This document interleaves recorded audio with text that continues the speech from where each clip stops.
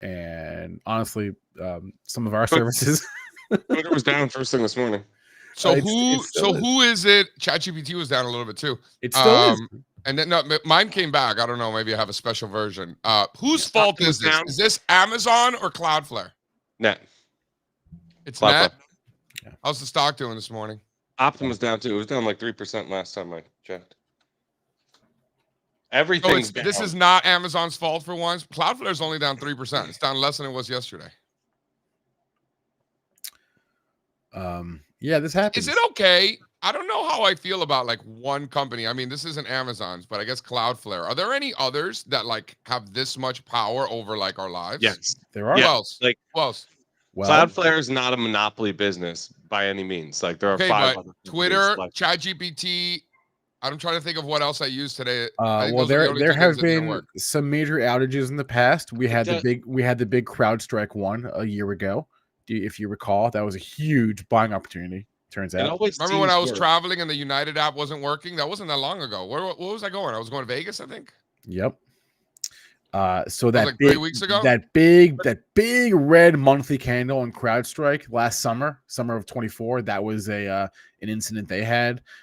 We had Fastly had an incident a few years back. What the hell is Fastly? FSLY. I mean, I know the stock, but I don't know what I don't know what they do. I don't know what they do. These are all like internet infrastructure companies. Servers. Right? This is not Cloudflare's first dance with fire, right?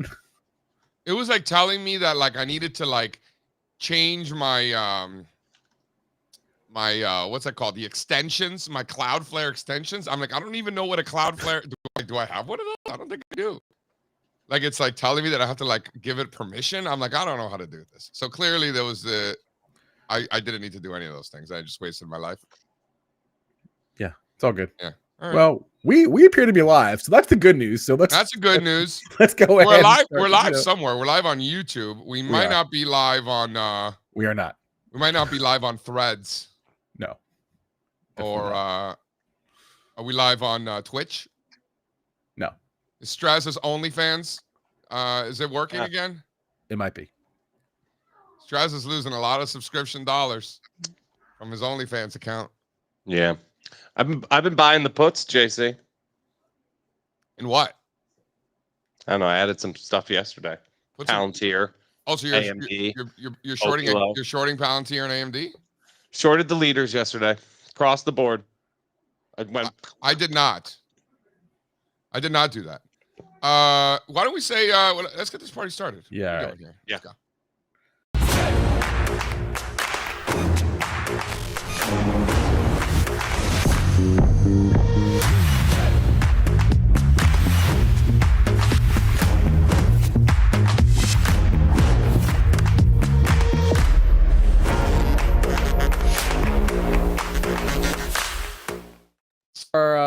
What's up, everybody? We're live. Spencer, Steve, JC, in that order, left to right on your screens. We'll have a new guest on the show today, Aaron Jackson from ATM Charlotte, to join us in about a half hour. Kenny will stop by before his open house. Dr. Phil will stop by before Steve goes live on his next show. And that's the plan. So we'll talk about, I don't know, where's the relative strength is my question to you guys, but apparently Steve is forgetting about all that and just looking to buy puts. So we can do that too. Yesterday, Utes and Healthcare showing relative strength yesterday. And this morning, Solana. The hell's going on with Solana? Oh, I'll tell you what's going on with Solana. Please. We have ourselves the new top of the food chain in Solana ETFs. The Fidelity, so is it Fidelity? Yeah, it is. Fidelity Solana ETF launches today. Couple of them launched. Yeah, but Fidelity is the big one. No, how about iShares? Wouldn't it be iShares, or they don't have one yet? They don't have one. Wow. It's weird that iShares doesn't have one. How about the fact that the day, I want to give a shout out to Todd Sohn. Great conversation yesterday, Todd Sohn. If you can drop the link in the chat for people who missed yesterday's episode, Todd Sohn brought up a fun fact. The altcoins ETF, DIME, D-I-M-E, the day of the launch was October the 7th. October the 7th is the day that total crypto market cap peaked, Mr. Spencer Israel, at 4.26. The 11th? A day. The 11th? October 7th. 7th. October 7th, 4.26 trillion. Total crypto market cap peak was the day that the altcoin ETF launched. Is that a coincidence, you think? No. And how about this massive catch down move for crypto equities? Bitcoin miners have literally fallen apart. Something like Mara, I mean, look at the laggards in the group, down 50% in a couple of weeks. Dude, you are the one who got in my head to stay away from Mara. Remember, like a couple summers ago, it wasn't this summer. Was it last summer? I think it was last summer. We made all that money in Mara. I haven't touched it since. Riding and the even puts then, right now. even then, when we were making all that money, you were still hating on it. Yeah. No, like you were telling me there was some shit. You just got to be ready to flip the book with stocks like these. They become they become excellent vehicles in the opposite direction in times like this. So, you could load up on puts in a name like Mara and killed it. The only thing you would have done better in is MicroStrategy. I don't see him on TV much anymore. Dude, what a disaster this thing is. He's still posting. I see him post a lot. Dude, what a disaster. So what is the do a little state of the market, but let's just finish using this guy. So MicroStrategy completes the top right, JC, and then Bitcoin follows. Do I have that right? More or less. So this was on June. Yeah. Hold on. MSTR follows, or MSTR led Bitcoin lower this time around. How about something like, what's it called? Bitmine Immersions. Now, this is the Ethereum version of MicroStrategy. Completing a top, does Ethereum follow? So this is from trying to see the performance here from November the 20th. Is that it? Is that when this thing peaked? What? Technically, MSTR peaked last November. Do I have that right? Yeah, it's been a long time. Wow, November the 20th. That's when this thing peaked. Yeah, it is. Wow, and then it bounced back and it came back. It came back to July, right? So this was in this is July 2025. So we're talking like 5 months ago. This stock is down more than 60%. Such a piece of crap. I'll show the BMNR ETH, Rick. Right? The BMNR, July the 3rd, this thing peaked. July the 3rd, BMNR. This hot piece of trash. This thing is seriously hot garbage. Since July the 3rd, BMNR is down 47%, MicroStrategy down 51%. This is just since the 4th of July. Talk about Independence Day. America. Dude, these things fucking suck. BMNZ, anyone? So one of them's hodling BMNR and the other one's hodling ETH, and they're doing like Ponzi thing. Bitmine buys Ethereum, but they've also made strategic investments in other down the cap scale type crypto treasury plays. Let me ask you something. Why does everybody always bring up Tom Lee when we talk about this thing? Like every time I mention Ethereum, I get all these tweets about Tommy Lee. Like they're not talking about the drummer from Motley Crue, right? They're talking about the analyst. Well, he's put his name and face on Ethereum in a big way. He's kind of become the guy. What? Since when is he the guy that has to do with Ethereum? Wasn't it that the creepy skinny guy? What's his name? Since they appointed him chairman. Vitalik. Throw up that chart, Rick. Wow, JC knows who Vitalik is. The boot. I was orange pilled. I was orange pilled when you were still in diapers. That might be true. Yeah. Would Ethereum be a blue pill? Blue pilled? I don't know. Does Ethereum have a color? Tommy is the chairman of BMNR. All right. Yeah, they appointed him chairman on June 30th. On June 30th, and then the stock peaked 4 days later and is down 50%? Well, they started announcing that, the treasury. Hold on. Do I have this right? They named him chairman on June the 30th. Is that right? Throw up the chart, Rick. We have a chart marked up for it. Yeah. Wow. So on June the 30th, he was named chairman, and then 3 days later, it peaked and got cut in half. Do I have is that right? It didn't get cut in half 4 days later, but yeah. Tech support. No, it started to get cut in half 4 days later. Wow, that's wild.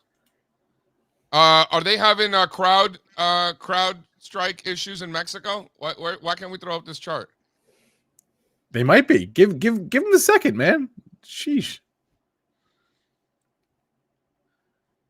There it is. Tom Lee. Oh, so it didn't peak right away. Ethereum didn't. No, that's Ethereum. Oh, this is Ethereum. So Ethereum went up, BMNR went down. I mean, BMNR peaked long before in the same way that MicroStrategy. Throw up those two charts back to back one more time. The same way MicroStrategy peaked way back in November of last year, long before. Oh yeah, look, see. So BMNR peaked in July the 3rd. There you go. Yeah, you're right. So I'm just asking the question, right? Is BMNR really like leading to the downside, or a signal that we pay attention to? What? I like how you call it BMNR. Yeah, it's a BMNR. So as soon as Tom Lee, I like Tom Lee. As soon as he was named chairman, the stock got cut in half. That's crazy. Yeah, whatever. I mean, but look, that's how these kinds of things work. It's just wild to me that Ethereum kept going up, but the BMNR, the stock, the Ponzi thing, didn't. So how many Ponzi's are there? There's the MicroStrategy, the BMNR. Aren't there like others? Stop calling them Ponzi's. I mean, we don't call them. Isn't that what everybody calls them? They're really not. No, they're not taking new money and then no. Okay. It's leverage is what it is. It's a different problem. It's a different problem altogether. Got it. So not Ponzi. Ponzi, poor use of words. I apologize. Yeah. To what's the guy's name? Ed Charles Ponzi. Charles Ponzi. Isn't there an Ed Ponzi out there somewhere too? Isn't he like a senator? I don't know. I think there's another Ponzi guy out there. I like looking at this stock because I know it's brand new from this summer, but MicroStrategy ended up being the signal for Bitcoin, right? If you're paying attention to the price action MicroStrategy, you were probably cautious long before this top printed in Bitcoin. So maybe there's something here. Also not seeing oversold conditions at all since August is the Solana ETH ratio. Palantir hasn't been oversold for like 3 years. I believe it. I mean, wasn't it the best incredible stock last year? I think that makes sense. We got a lot to talk about. I heard a little rumor, Steve Strazza, that this may be year one of a bull market. Oh, that was fun, wasn't it? We got to hang a little state of the markets and discuss. A little state of the markets and discuss. All right. Yeah. All right. I won't spoil everything. Get that chart. Fonz. The shotgun.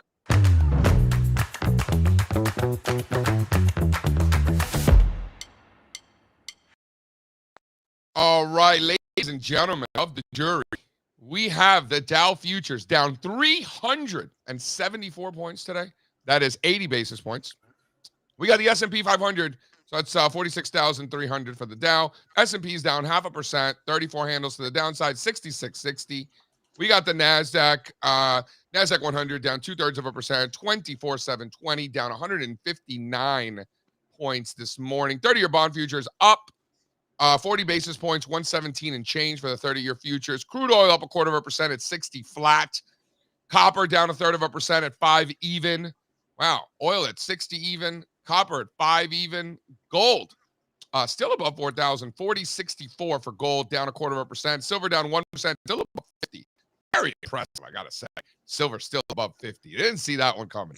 I figured it'd be a little more pain, but we're not seeing any pain. I think with the VIX, 23.5 for the VIX, up a point and change. 24 for the VIX. So 24 divided by 16, that's 1.5. So the market is pricing in a 1.5% move for the S&P 500 on a daily basis. It's going higher. And then over in funny money land, we got the old BTC down 900 points this morning, 91,200. We got the ETH not getting oversold this week. This morning definitely stands out to me. 30.40 for the ETH, up actually 40 basis points with Solana, the big winner in funny money land today. 5.25% to the upside, 138. That's 7 points of upside for Solana. And that brings the total crypto market cap, Mr. Spencer Israel, New 5-month lows this morning. New 5-month lows, 3.08 trillion. 3.08 trillion, down 1.2 trillion from the highs. The day that the altcoin ETF launched. I mean, what's there to say? I brought some charts along. We could run through like 2 or 3 of these tops, but the market looks heavy. Everything. The strongest areas, the most resilient areas, are following the laggards or the early breakdowns lower. So I think for now, throw up some of these tops, Rick. If it looks like a top, it's probably a top. Treat it like a top. I don't think you want to chase things on the short side. I think the best short opportunities have passed past couple of weeks. But something like this, I'm not buying this here. What about you, JC? And in terms of downside targets, by the way, I like the VWAP off of the April lows. And in some cases, that's a ways away. What say you? Am I buying industrials or financials? No, I'm not buying either one of those. Can't. Are you buying anything? Yeah. What? I bought more healthcare, and then yesterday, I don't want to name the stock that I bought, but I will tell you what group it's in. Yeah. So yesterday I bought. Let's see, what group is this? You don't think it's time to just kind of hit the brakes a little bit? I don't really know what hit the brakes means. I'm buying stocks that are going up in a bull market. I bought a biotechnology stock yesterday. I'm making a lot more money. I bought a biotechnology stock that's not an American one. Yeah, biotech. So I was doing a review last night into this. I didn't realize. I thought it was more pharmaceuticals. Show you how much I know, but it was a biotech, as it turns out. I was doing another position review last night, early this morning, and I got to tell you, over 50% of my recent winners are biotechs. It's all. By the way, yeah, I mean and the precious metals have been doing well, and the energy stocks have been doing great. One hole talking about not great. Guy bought LLY. You know he did. I did not buy LLY, but man, it looks pretty good. Yeah, that wasn't the top.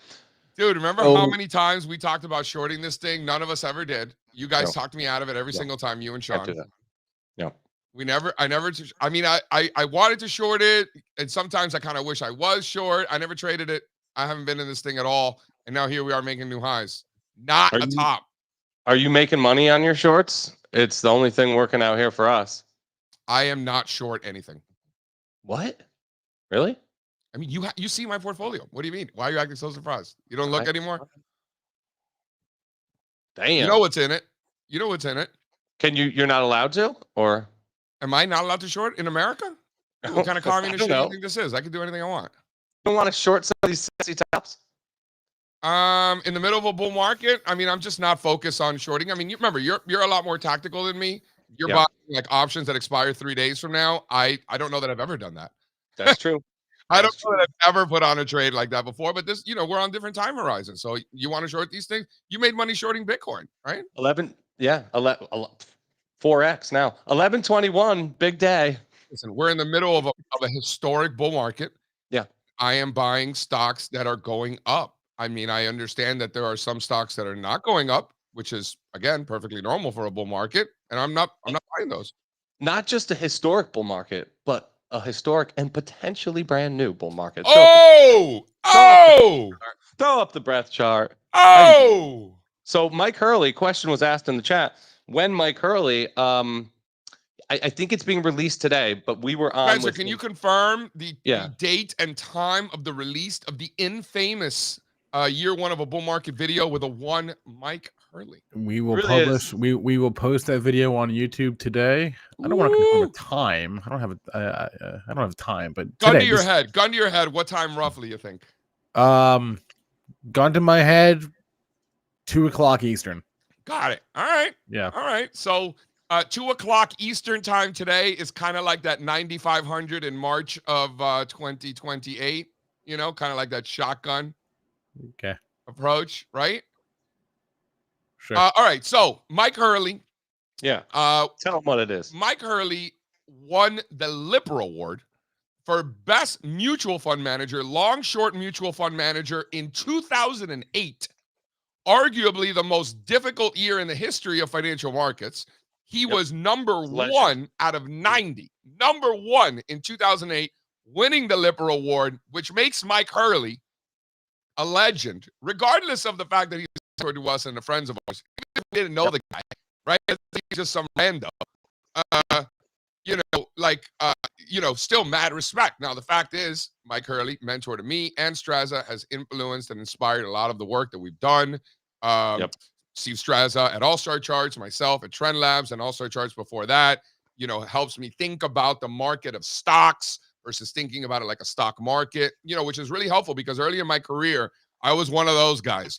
I was one of those guys that you see on the Twitter, one of those guys you see on the Twitter with the S&P 500, if it breaks this, then it's going to go to that. And then it's a head and shoulders. And then maybe a potential failed breakdown. And then maybe this and the extent. I used to overthink the shit out of the S&P 500 like every other schmuck you see out there. And Mike Hurley, among others, was part of what inspired me to not do that. If you trade the averages, you'll get average returns. It's a market of stocks, and I focus on stocks. So when Strazza's like, oh, you're not shorting any of these things out there. No, in a bull market, I am buying things that are working, things that are going up. I'm doing more of the things that are working for me. I am doing less of the things that are not. And I'll give you another example, Strazza. I bought one bank, and I got stopped out of that bank. So guess how many other banks I bought? No banks. No banks, right? And then I bought a biotech and it started working. I bought another biotech, it started working. Bought another biotech, started working. Bought another. So I was doing more of what was working and less of what wasn't, right? I bought a little Palantir. I got punched right in the face. Guess what? I haven't been buying tech stocks, right? I bought some energy. Energy started working. I bought more energy. Started working, bought more energy. Started working, bought more energy, right? So, the metals, I probably don't have enough metals exposure, right? I got 3, if I'm not mistaken, which is probably not enough. And that's really where the majority of my stuff is. There's some other stocks sprinkled around there, but that is the core of where we're at. And, maybe that'll change. Maybe we'll see some rotation. Maybe we'll get some crypto stuff. I would like to, but I got to see a turn first, right? So that's where my head is at. So let's tell them, what did we talk about? Why did we think maybe year one? Because we were down 20% this year, right? That was a quick, pretty drastic sell-off back in I don't March, think the 20% decline is what he's talking about, though. Show the chart. Yeah, it is. That's how he measures it, Jason. He's looking for 20% declines top to bottom. Well, that's why the cycle would reset, right? No, and then it's not a 20% decline. It's the fact that the percentage of stocks on the New York Stock Exchange above their 200-day moving average broke below 20%. It's both, right? So Mike uses a number of indicators, market internals indicators, to determine where we're at in the cycle. So a couple of these things combined, but most not one time did he mention this arbitrary 20% level. Why don't you call him after the show? I will call him. I'll fucking call him right now. Anyway, the more important signal here is the breadth thrust that occurred off of the April lows. It happened in early May. It's circled there on the chart. You could see some past signals that we've gotten, prior cycles. And Mike simply asking the question, hey, everybody's out here talking about this bull cycle getting old and tired in the mid to later stages. I think maybe we just got started, right? That's a brand new signal, brand new cycle. First couple of innings, that's where we're at. And I think that's, I really, really appreciate his view on that because it is unique. And we talked about how he's definitely in the minority. And a lot of people, good friends of ours, are thinking we're in some sort of late stage situation and hoping for a prolonged cycle at best. Thinking about the pain trade, right? What is going to upset the most amount of folks out there? If this actually is year one of a new bull market, dude, grab your popcorn. These people's heads are going to be exploding. Mike Hurley not answering the phone. I think everybody wants. It's probably 7:55. Yeah, what time is it? 7:55, dude. He's up. He's a professional. Are you kidding me? I don't know. Some of these West Coast people. Sorry, Mike. I'm just calling you live on the show, but you're not answering. So give me a holler if you're around, and I'll answer later. He's gonna be disappointed that he missed this. You guys called me in the middle of the show. If Mike Hurley calls, it will audible. And then. It's been a long time coming. They ain't cuffing my clock, they tuck it. Putting up numbers, 99 problems, and I still kept it 100. Hola. Yeah. Kenny Glick in the house. Oh my God, what's up? Old Kenny school Montreal Expos hoodie. Sick. I got the matching hat. I got it too somewhere. I played at a softball team that was red, white, and blue, and we didn't have hats, so I just rocked the Expos hat. That's hot. You like that? Nice. All right. You know, Very my wife cool. hates it. She's like, it's so ugly. I was an old Why are you school even back in wearing the day starter jacket guy. I used to work for a guy that kind of like broke that whole thing with starter jackets. Everybody was wearing starter jackets. Yeah. Everybody wanted to be Public Enemy for a while there, Raiders stuff. And then it Yeah. became Miami Hurricanes when That's Uncle Luke. That's Uncle Luke. Live Crew, baby. Yeah. I know. I love it. Let me ask you something, Kenny Glick. So we had a great conversation yesterday with our friend Mike Hurley, who's coming to us saying, what if this is year one of a bull market? Well, we were calling it kind of the industrial revolution, the new industrial revolution. I think everybody's right. There's a lot of reasons to be super bullish, not right this second. So that's all I care about. So yeah. So what are you doing? I'm still shorting. So I think yesterday's low is going to be taken out, and we're going to go test 2 Fridays ago. That's all. Can we see it? Can we see it? Have you been affected by Cloudflare and their some of us have been, yeah. So sometimes I actually take the day off because the last thing I need is to be in some positions on the internet goes down. So, dude, I remember when I was younger back in the day, you know, these old school New York City buildings, like the AC just shuts off. I'd be like, oh, I can't work. I'm out. Yeah. Uh-oh. You see that? My something's going on with my backup charger already. So yeah, sometimes I do just want to be cautious on days like where there's internet outages, but I also look at that as being bearish. Something up, and they want us all out, so we can't make money on the downside. So the market's probably gonna get hammered. But if you're looking at this chart right here, I mean, here, if you guys see my chart, I don't know if you see it or not, but you know, so far a choppy mess. But what we're witnessing here, and this is just, I'll give you 30 days. This takes into consideration. Yeah, watch. Yeah, I'll give you the whole picture. So put on an hourly basis, and you'll see. There we are. That was that tariff, no tariff moment again, where the market decided to react to it. It was kind of odd that it did because it was the same old news, but it's been factored in, and that's a Friday afternoon low.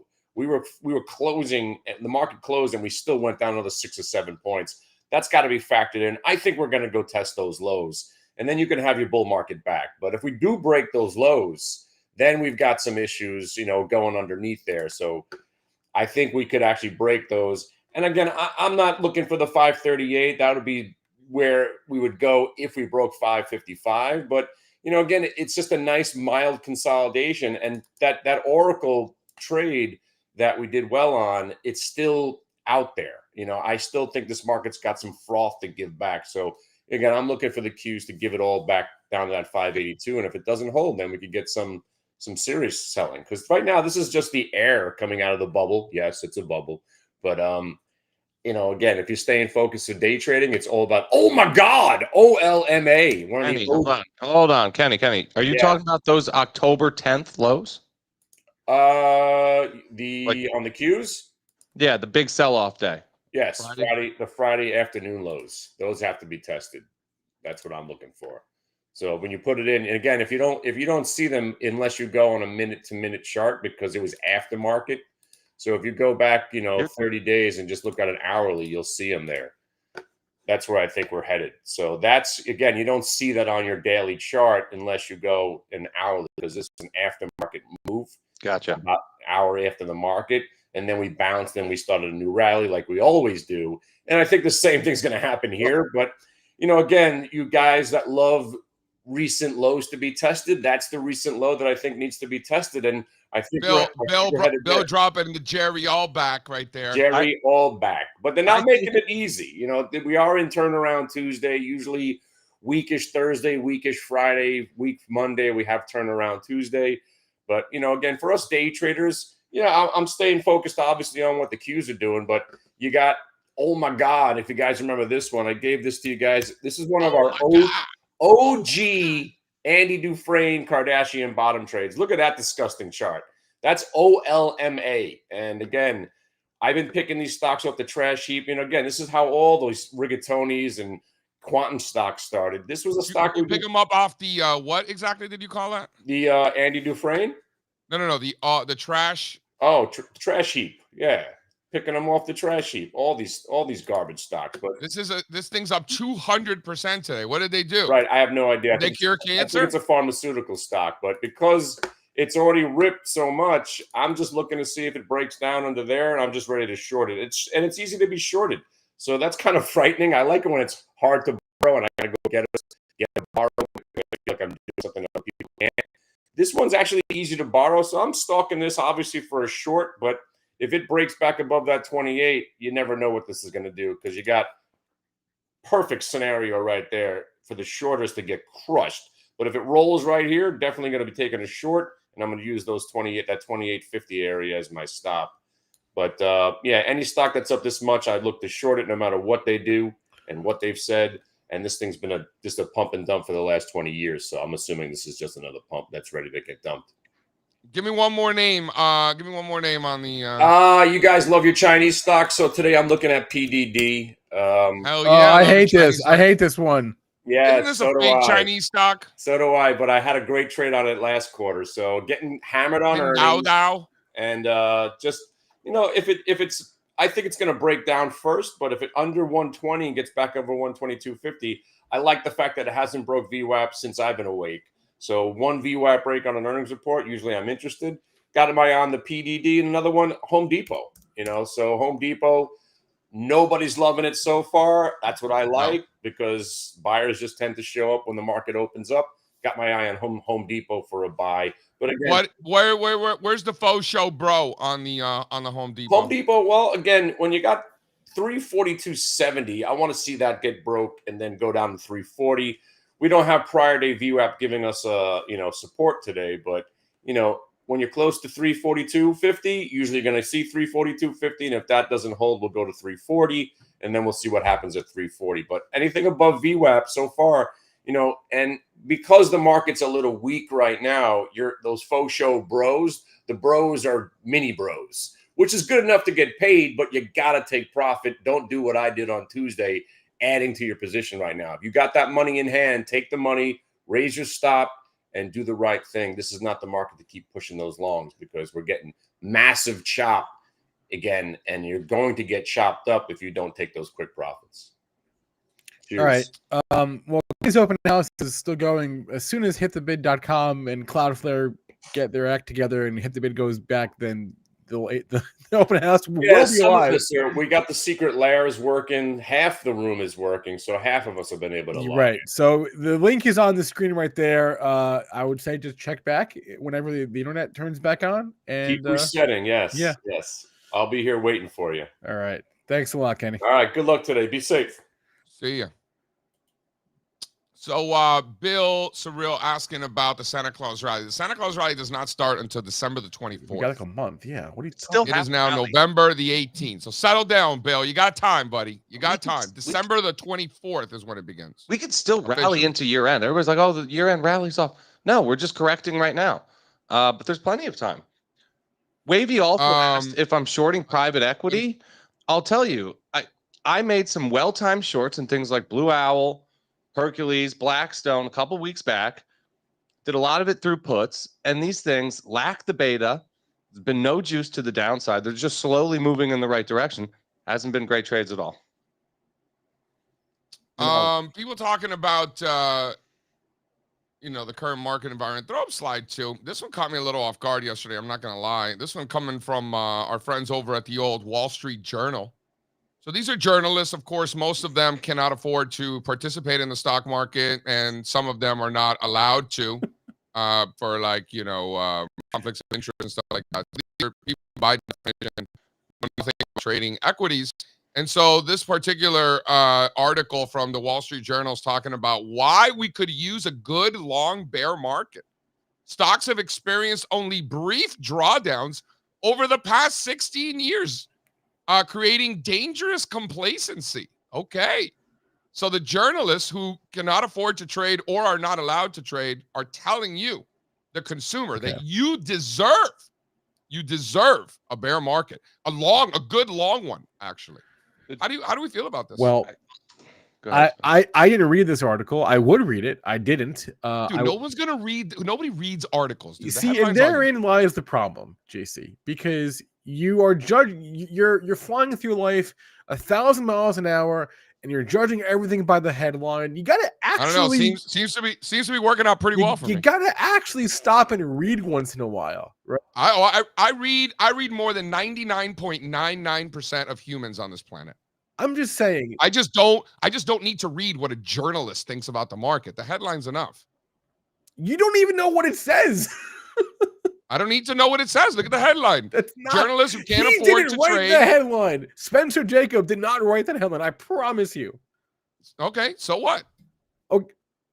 So what? Right. Listen, just because his fucking name is Spencer doesn't mean you need to have his back. Like, nobody cares about this guy. I'm sure he loves his kids. I said I did not read this article either, so I'm not going to judge it because I don't know what it says. Well, I'm definitely not going to read it, and I'm judging. Okay. Can you throw up the news slide too? Because this is good too. Hold on. And then we can go to Aaron. I'm super stoked to have Aaron here. The news slide too.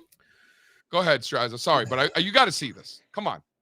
Breathe. So this is New York Magazine yesterday with a polite reminder of how stupid they think you are. We know we're dumb. Look. The stupiding of the American mind, thinking hard about how we're all getting dumber. And I'll bet you a shit ton of stupid people read it. The Wall Street Journal has been doing some hardcore reporting on AI and the financing around AI. I actually did read an article this weekend. Everyone's talking about it. Did you catch that, Spencer? Wall Street blows past bubble worries to supercharge AI spending frenzy. I skimmed it. I didn't really read it. I kind of I half read it. So this is all the talk this week. Catching all the headlines. There are final concerns about really the way a lot of this has been financed. I will say no, but speaking of AI and that sort of thing, there was a good article that I'm only half finished with in what was it? Was it The Verge? All about CoreWeave and how CoreWeave is basically just a levered NVIDIA play, right? Yeah. so NVIDIA and Microsoft, right? Because those are their biggest customers. Very interesting. JP Morgan's chairman or somebody like Jamie Dimon's boss came out today and was talking shit about what's going on with the AI. Everybody's got an opinion now. Yeah. So the sentiment is souring rapidly for all of this. Well, which is new. That's new. Probably not a bad thing. It's going down with the price. JC, Aaron's here. You want to introduce him? So Aaron's an OG, right? And we are incredibly grateful that, most or all of the OGs, in social and finance come, drop by the show, say hi, talk to us about what they're seeing in the market. And, like I always say, I'm just incredibly grateful that there are so many people out there that take their time to come here. And Aaron Jackson is not somebody that you're going to see gallivanting on the basic cable networks or on various YouTube and podcast circuits. We are the lucky ones. You guys in the chat, us here, myself, Spencer Israel, Steve Strazza, are the lucky ones that get the honor of the presence of a one Aaron Jackson. Yo, Jay, we've been friends for a long time. Make the call. I mean, this is pretty professional, guys. Nice show you got going here. Aaron. Hey, what's happening, fellas? Dude, Aaron. Everything. Internet's down, but you look good, bro. First up, shout out to the Detroit Pistons. Longest win streak, 10 in a row. Longest win streak since they traded Chauncey Billups back in 2008. Maybe if they didn't trade Chauncey Billups, maybe he wouldn't have to scam all these people in these poker games, right? What ifs. But the other thing, they've got a G League point guard. He just came in and became one of the candidates for NBA Player of the Week, just tearing through these bums in the NBA. Just awesome. Dennis Jenkins, He's Jeremy Lin of Detroit. I don't know if you guys know who Jeremy Lin was. Jeremy Lin of Detroit. Aaron, where in Michigan are you? First of all, can we just talk about how Middle aggressive Aaron coming in here today with the Pistons? I like it. I'm into it. I like it. Well, we all know they would have beat the Knicks last year if it wasn't for one call. For one call. Do we all know that? We do. Can we just appreciate? At least in the state of Michigan, we do. Wait, can we just appreciate? I asked Aaron where he is, and he goes right in the middle of the mitten. That's how you know he's actually from Michigan because he did those.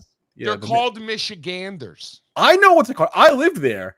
I did not know that until like I started hanging out with all these Michigan folks. Yeah. Like I didn't know that until a few years ago. Michigander. Awesome. Go Michigan. Yep. Go blue. And so where you're at, Spencer? Where are you at?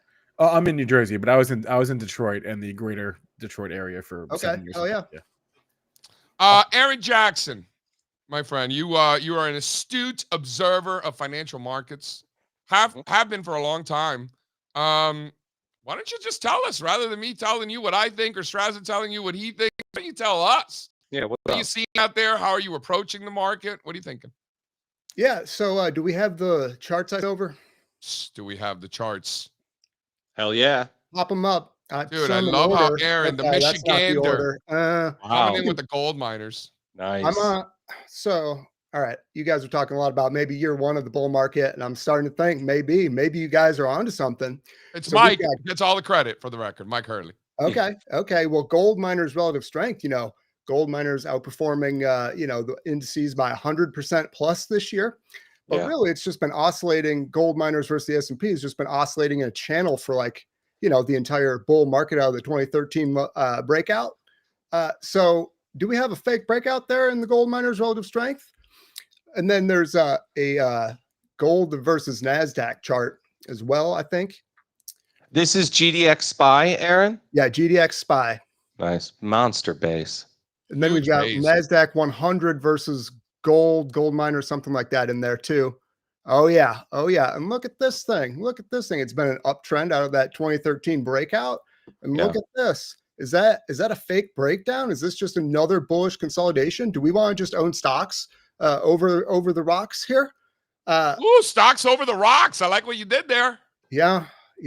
So I don't know. Am I just seeing things, or do we have Dude, you got to be careful saying that because then you're going to get these angry gold bugs from Canada being like, it's a mineral, JC. It's not a rock. It's a mineral. Well, that northern border is pretty unprotected up in the I know the difference between a mineral and a rock.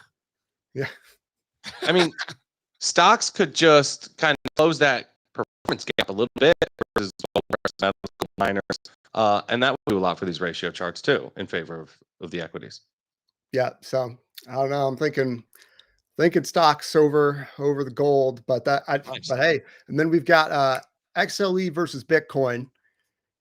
XLE versus Bitcoin.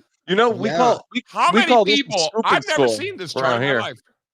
Yeah, I do. I've got a lot of charts no one's ever seen in their life. That's for sure. But XLE versus Bitcoin, Saylor says, Bitcoin is energy. Well, how about let's just do the energy. Let's just take the energy instead of taking his word for it. And you go through all sorts of charts relative to Bitcoin, and they all kind of look exactly like this one. You've got that momentum, low in 2021, a little bit of a fake breakdown this year, and now they're all trying to recover. So is it like you want every asset over Bitcoin?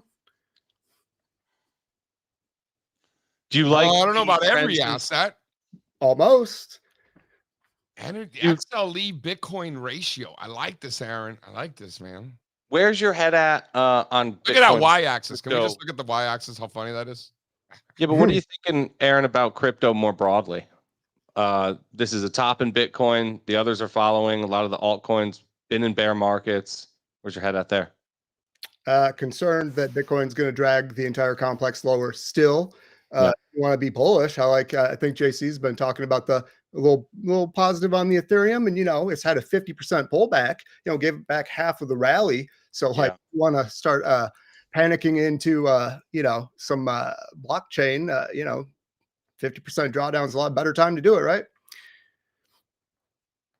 I mean, I think we're closer to 40% drawdown, but point nevertheless, right? Yeah, that's a serious drawdown. 40%. 50%. Yeah, 50% pullback of the entire rally off the low. Yeah. Oh, Yeah. I got it. Retracement. Got it. Yeah, that's a great point.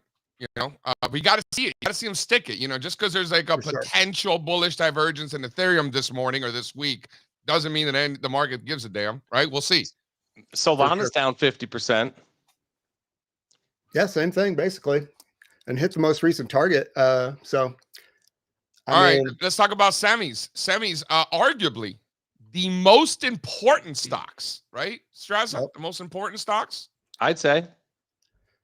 Yeah, so semiconductors, NASDAQ 100, software, all just at key moving averages and recent low areas. And, NVIDIA earnings tomorrow. So big, simple areas to keep an eye on, simple reference points. And, I like where sentiment's gotten.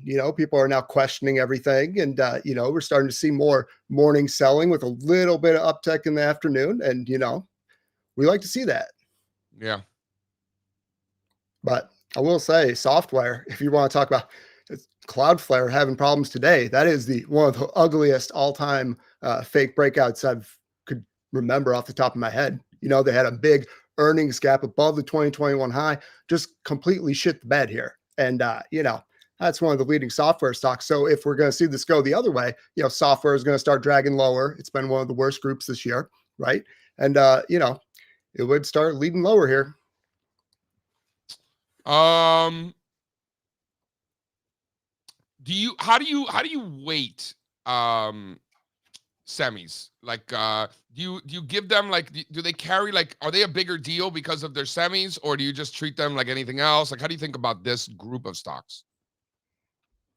Oh, well, it's definitely the strongest end market in the whole world right now. So, you have to give it a little more weight. But then if you want to take, you want to say the semis are important, well, how about the construction stocks? They're equally as important, right? The power suppliers equally as important to this whole kind of trade. So, it's a big piece, but it's still just a group at the end of the day, right?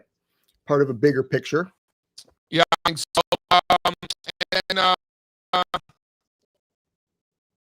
And then, so what's the takeaway, right? So when you're approaching the market, you get up on a Monday morning and it's like, all right, so how should I spend my time this week? How do you think about that? And can you talk about your time horizon also? Because everybody has a different time horizon. I always like to say that 99% of arguments on Twitter would end immediately if both parties just agreed that they were talking about different time horizons. So number one, what's your time horizon? Number two, how are you thinking about approaching this market? Yeah, well, time horizon for me, I try what I've done historically, it's just you try to swing trade. That's the only thing I've been able to repeatedly do for years and show ROI, right? And basically you're trying to hold a position for a few weeks, but ultimately, if you're wrong, and you're wrong and you're doing it right, you're wrong in like a day or two or three, right? Yeah. So, and then the process is just do all the work, right? Just do the technical analysis. I try to do the fundamental analysis well and just kind of meld it all together, All right, give me a trade. Give me a trade. What are we thinking? I got money to put to work. I plan on putting money to work today, most likely. We think Oracle's washed out. Data center's washed out. Keeping an eye on it versus 200 days is 215. I keep seeing these. I keep seeing these credit default swaps on Oracle just skyrocketing. How do we feel about that? Are you monitoring the credit default swap market? Well, I think if people scrutinized everything, a lot more credit default swaps would be, on people's minds. That's for sure. But yeah, it's a highly levered company. So Oracle's CDS markets right now look like Bear Stearns did back in 07. Really? Well, that's why you put a stop in, right? That's why you buy support and manage risk, right? Or why you trade options, right? Options can be a lot less risky than stocks. There you go. But yeah, no, I know you like the energy, right? I got one for you. I like the fact that they're working for me. Right. Well, if we want energy, we want XUS. I got one. Give it to me. Imperial Oil. IMO. Best in the world. By far. Best in the world. I couldn't even tell you what the second best energy stock in the world is. That's how far this thing's such a beast. Wow. For sure. And shout out Canada. Yeah. Those oil sands. They got it going on up there. But Exxon's I think Exxon owns like 40% of this thing or 60%, something crazy. Okay. Just so you know. Hell I yeah, learned this recently, so it's just a fun fact. for sure. Yeah, For not sure. that plays any role at all in what you're going to be doing or what I'm going to be doing, but I did think that was a fun fact. Hell yeah. And So then one more Imperial I'm Oil, looking at. IMO. Third one, last one for the road. Northrop Grumman. Woo! Defense. I like it. I like it. Pulling back to the old breakout area. A lot of bull markets out there. It's not just about, AI, even though we all want to talk about it, whatever. Yeah, that's a good point. There's a lot of markets out there. It's not just, an AI thing. It's not just 7 stocks. Anybody who ever said that was lying to you. For sure. Yeah, there's opportunities to make money in this market. I like this IMO, man. I mean, what's there not to like? I mean, I've liked it. It's been working. It's part of energy that's been working, By far the best, and it's by far the best one. Yeah, and yeah, you've seen. It's not even close. Like I've looked at so many energy stocks in the last couple months. I'm trying to think of like what number 2 would be. Maybe Exxon, I guess. Maybe Vistra. Royal Dutch Shell looks pretty good, right? Yeah, that's a good one. VIST.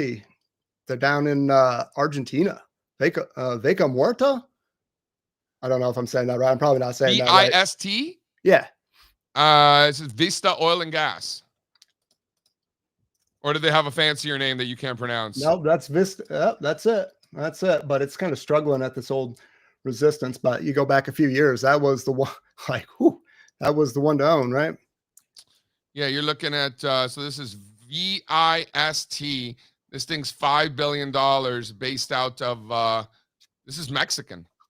Yeah, but operations are in Argentina. I don't know what's up with that. Got it. Yeah, Vista. You're right. Activity situated in Argentina. Yeah, there you go. All right. Nice. I like it. I'm into it. Yeah, Vista Energy. All right, nice. Ladies and gentlemen, give Mr. Jackson a follow on Twitter. Mr. Jackson is at Rotation Report. Which is a great name. I mean, you're preaching to the choir here with a name like that, but yeah, not to be confused with Eric Jackson. I'll tell you what, my phonetic doppelganger or is Michael out here. Jackson, Oh my god, yeah, heard that one a lot. Keyshawn Johnson, or I mean, we could keep doing this. We can go on and on. Ladies and gentlemen, Mr. Aaron Jackson, give him a follow at the Rotation Report. Not a singer, not a basketball player, just a humble trader. Looking at markets, and we appreciate that. Thanks, everyone. You guys have a good one. Thanks, Aaron. Adios. Peace. Action Jackson. So many Jacksons, right? Michael Jackson, Keyshawn. Oh, that's Keyshawn Johnson. It's not Keyshawn Jackson. My bad. It's a common name. What was the wide receiver for the Eagles with Michael Vick? Deshaun Jackson. Dude, he was a stud. Hey, he's coaching somewhere. You know that? He's like at no. like South Dakota A&M or some shit like that. Hey, do we have a Home Depot chart? If we could we bring it up? Because this is like the last thing that we needed here today. Jeff was telling us last week about how this is really going to be a huge week, not just for retail, but for the consumer, because we haven't had any economic data for a month and a half, and these companies are the ones that are going to tell us how their consumer is doing. We're off to a pretty bad start, actually about as bad a start as we could have gotten off to. So Home Depot is, what are they down? That's only down 5% today. Throw up the new slide too there. But they lower their guidance for the year, and this is just not what you want to see. So the stock looks hurt. I think the conference call is going on right now, so I don't know what they're saying. I know they're, let's see. They lowered their outlook for the year. I mentioned that already. Their one of the numbers was light. I think it was the EPS number. Yeah, EPS came in light. We believe that consumer uncertainty and continued pressure in housing are disproportionately impacting home improvement demand. Yeah, go figure that. So I wanted to bring this up because this is kind of the big story of the morning, besides the Cloudflare. Yeah, down 5% on the day for Home Depot, right in the middle of this massive range. Really since the end of the last bull market, Home Depot never broke out. Right? went on to make new all-time highs across the board. You know, Home Depot never got the memo that the market's in a bull market. You know. Yeah. How do we feel about that? You're gonna have, Lowe's moving off this today too, obviously, and any similar home improvement stock, I would imagine. Yeah, and home construction stocks in general continue to make new 52-week lows on a relative basis. I mean, that's the nastiest thing out there. Been nasty. Been the nastiest thing. Larry Thompson and I talked about that on Friday. Spencer, can you do me a favor? Can you drop the link to the video that Larry Thompson and I did on Friday? Yes, I really I can. enjoyed that. I thought that was great. Sherwin-Williams is down today. Yeah. We talked about bullish stuff. We talked about bearish stuff. We talked about, healthy rotation. We talked about some of the weaker areas. We talked about, what could be the most bullish thing that happens to this market? What could be the most bearish thing that happened to this market? I really enjoyed that conversation with Larry Thompson. I just dropped the link in chat. That was on Friday. Check that out, guys. That was a good one. That was a surprise JC appearance. Yeah, surprise JC appearance. I really liked that JC appearance. I'm not gonna lie. I really enjoyed that. Nice little Friday afternoon chat. I was supposed to go in the city with wifey. We're doing a little spa, little dinner. We're gonna do the whole thing. And all our kids were sick, so we didn't go anywhere. And so I had all afternoon to, chit chat with Mr. Thompson. Christos, they should make more houses or whatever. Yeah, maybe they should. Hey, we got a few minutes. They should make more houses, but I think that the communists are not letting them. I think there's too much red tape, right? Isn't that a thing? I think there's many things many problems here. But before we got a few minutes before the open, let's bring on Dr. Phil. Ooh, and then we can get out of here.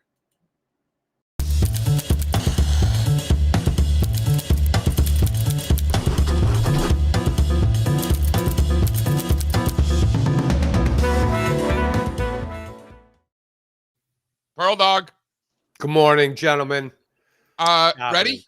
Question for you. Yeah, what's up? What do people from Baltimore called? Baltimoreans? Balmorians. Balmorians. As an roll OG that T a little Balmorian, bit. Yeah. do you go pit beef or blue crab? Well, you can't go wrong either way. I know. Yeah. I know. So I'm going to see you down there this week. That's why I'm asking. What are we going to get? Pit beef or blue crab? I think or both. I think on a weeknight you go either pit beef or crab cakes. I think on a weekend you go blue. I don't want fucking crab crabs. cakes. I don't want the crab cakes. Oh, then you could go crabs. I mean, you know that I had in Baltimore once. Beef I for had lunch, crabs for dinner. What's that? I had a crab cake as an entree in Baltimore once, and I was like, why isn't this an appetizer? They're like, in Baltimore, it's acceptable to order crab cakes as an entree. And I was fascinated by that I was like, wow, okay. You can never order crab cakes anywhere else.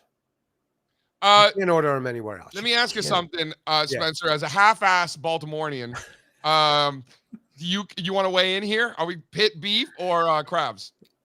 No, I mean, I prefer to Phil.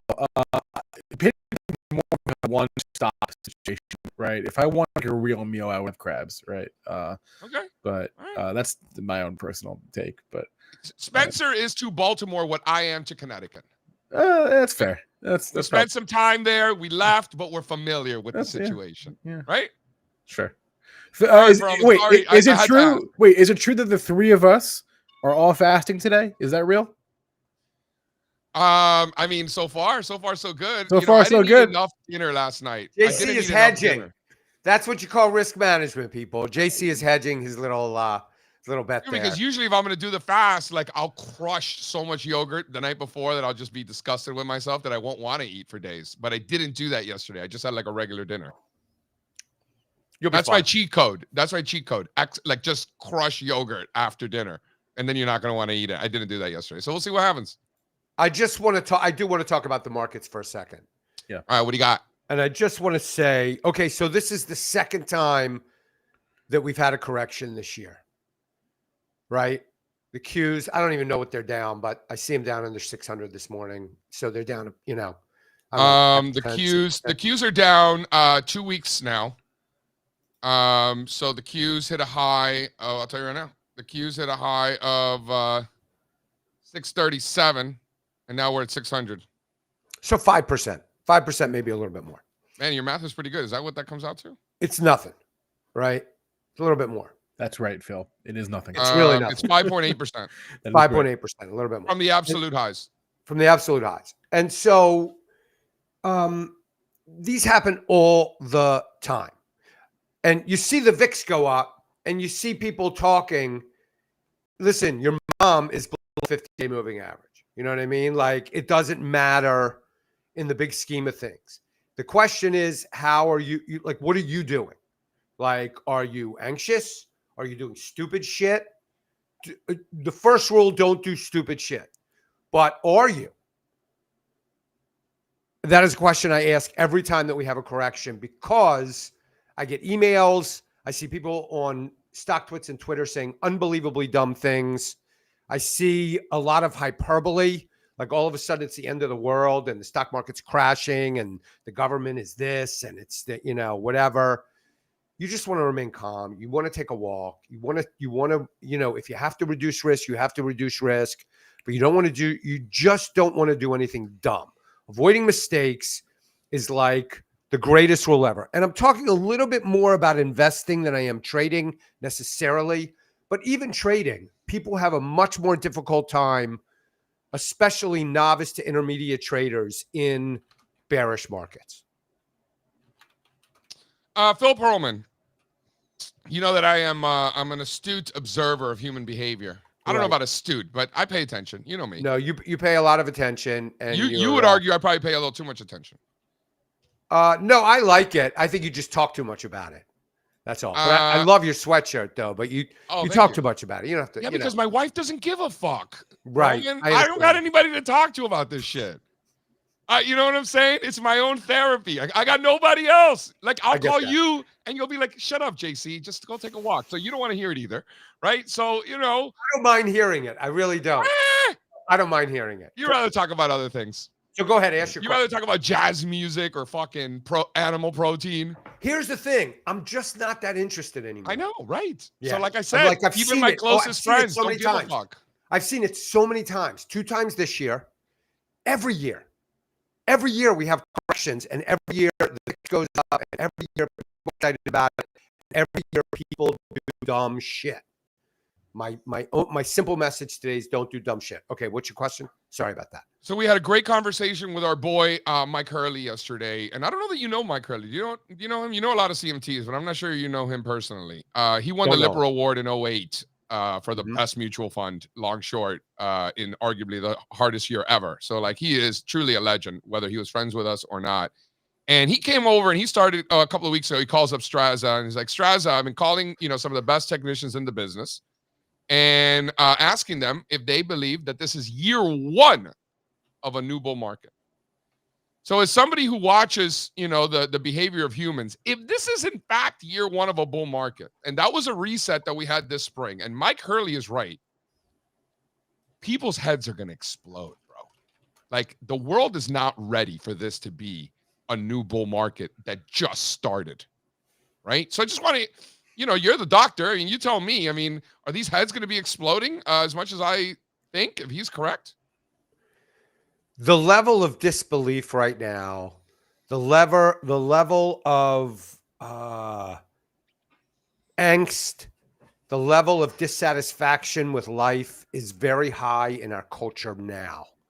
And that is independent of the market. And so when you add in the market and when you add in a bull market, you're going to have, to use your expression, a lot of heads exploding. You're going to have a lot of people who are dissatisfied. You're going to have a lot of people who are not invested. You're going to have a lot of people who are politically angry at good news. You're going to have a lot of it. We have an emotionally charged society, and you're just going to have a lot of dissatisfaction no matter what happens and no matter who's winning. You're just going to have that now. Like, it's a hypervalent. Do you think that's exaggerated by, social and the news cycle that wants to like poke?